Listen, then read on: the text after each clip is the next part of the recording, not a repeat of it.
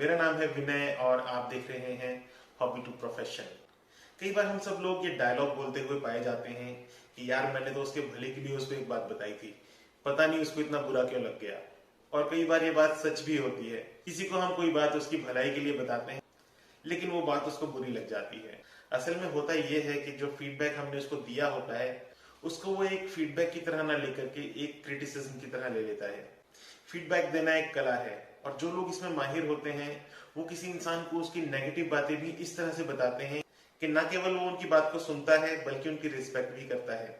Feedback को अच्छी तरह से दिया जाना बहुत ही इंपॉर्टेंट है, न केवल प्रोफेशनल लाइफ में बल्कि पर्सनल लाइफ में भी ये बहुत जरूरी है कि फीडबैक सही तरह से दिया जाए, तभी फीडबैक देने का कोई फायदा होता है। तो आज के वीडियो में हम बात करेंगे कि फीडबैक देते हुए किन बातों का ध्यान रखना जरूरी है ताकि दूसरा इंसान हमारे फीडबैक को पॉजिटिवली ले और हमारी इमेज भी उसकी नजर में नेगेटिव ना हो। लेकिन इससे पहले हम आगे बढ़े, एक छोटी सी रिक्वेस्ट, अगर आप इस तरह की और वीडियोस देखना चाहते हैं तो आप चैनल को सब्सक्राइब कर सकते हैं, साथ ही आप बेल आइकन को दबा सकते हैं ताकि जब भी कोई नया वीडियो आता है तुरंत आपको उसका नोटिफिकेशन मिल सके। तो चलिए जानते हैं कुछ महत्वपूर्ण बातों के बारे में फीडबैक देते समय जिनका ध्यान रखना बहुत ज्यादा जरूरी है। पहली बात, फीडबैक जिसके लिए है उसी को दिया जाना चाहिए।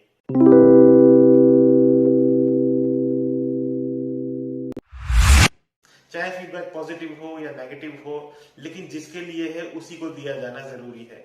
अगर आप किसी व्यक्ति का फीडबैक किसी दूसरे व्यक्ति को देते हैं तो वो फीडबैक उसके पास में किसी और के द्वारा पहुंचता है और उसमें बहुत सारी बातें बदल गई होती हैं और दूसरा व्यक्ति आपकी बात को गलत तरह से ले सकता है। इसलिए हमेशा ध्यान रखें कि फीडबैक जिसके लिए है उसी को दें ताकि दूसरे व्यक्ति के पास में आपकी बात सही तरह से पहुंच सके और वो उसको पॉजिटिवली ले सके।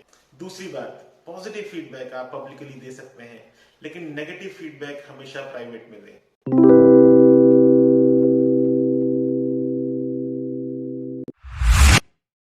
कहा जाता है कि तारीफ हमेशा सबके सामने की जानी चाहिए और कमियां हमेशा अकेले में बताई जानी चाहिए।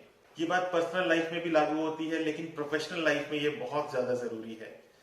जब भी किसी के लिए कोई पॉजिटिव फीडबैक होता है तो आप उसको पब्लिकली कहें और दूसरे इंसान को हमेशा पब्लिकली अप्रिशिएट करें, लेकिन नेगेटिव फीडबैक हमेशा प्राइवेट में दें ताकि दूसरे इंसान को आपकी बात का बुरा ना लगे और वो आपकी बात को पॉजिटिवली ले सके।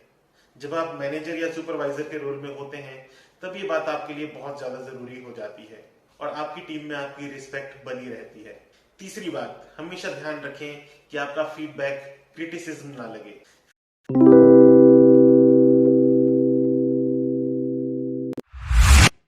फीडबैक का पर्पस हमेशा पॉजिटिव होना चाहिए। जब भी आप किसी को कोई नेगेटिव फीडबैक देते हैं तो उसका पर्पस ये कतई नहीं लगना चाहिए कि आप दूसरे इंसान को नीचा दिखाना चाह रहे हैं या उसको गलत साबित करना चाह रहे हैं या फिर उसको कमजोर दिखाना चाह रहे हैं, बल्कि एक वेल विशर की तरह आपको अपनी बात कहनी चाहिए।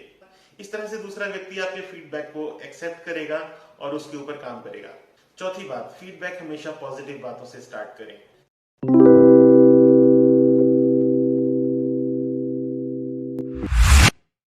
चाहे फीडबैक पॉजिटिव हो या नेगेटिव हो, लेकिन आपको हमेशा फीडबैक पॉजिटिव बात से स्टार्ट करना चाहिए। मेरे ख्याल से हम सब लोग इस बात से अग्री करेंगे कि अगर हर इंसान में कोई ना कोई कमी होती है तो हर इंसान में कोई ना कोई खूबी भी होती है। फीडबैक देते हुए हमेशा खूबियों को पहले रखें। इस तरह से दूसरे व्यक्ति का कॉन्फिडेंस आप में बढ़ जाता है और वो आपकी बात को सीरियसली सुनता है और उसको आपकी बात का बुरा नहीं लगता। इसीलिए हमेशा पॉजिटिव बातों के साथ में अपने फीडबैक को स्टार्ट करें। उसके बाद में अगर आप नेगेटिव बातों को हाईलाइट भी करेंगे तो दूसरे इंसान को ना तो बुरा लगेगा बल्कि वो आपकी बात को ठीक तरह से सुनेगा। पांचवी बात, नेगेटिव फीडबैक के ऊपर उतना जोर दें जितना कि जरूरी है।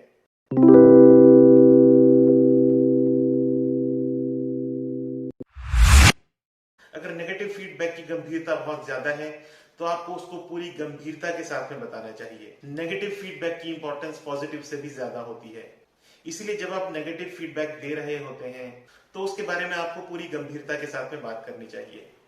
अगर आप किसी गंभीर विषय पर बात कर रहे हैं तो पूरी गंभीरता के साथ में आपको उसके बारे में बात करनी चाहिए। लेकिन अगर बात उतनी गंभीर नहीं है तो बेवजह उसको गंभीर नहीं बनाना चाहिए। इससे दूसरे इंसान को यह महसूस होता है कि आपका उद्देश्य सिर्फ उसको उसकी कमियां गिनाना है, न कि उसको इंप्रूव करने में हेल्प करना। और आखिरी और सबसे महत्वपूर्ण बात, जब कभी आप एक नेगेटिव फीडबैक देते हैं, सॉल्यूशन के बारे में बात करें।